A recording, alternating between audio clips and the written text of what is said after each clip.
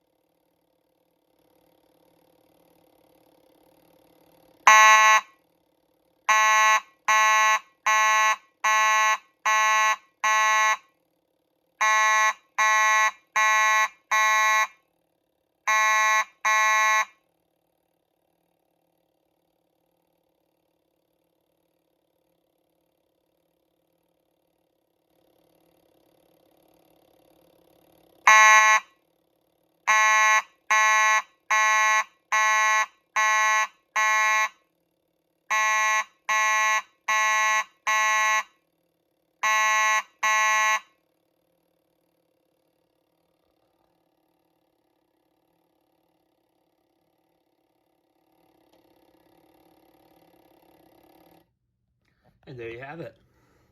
A very clean and crisp sounding horn. And just a good looking alarm. Thanks for watching and have a good day.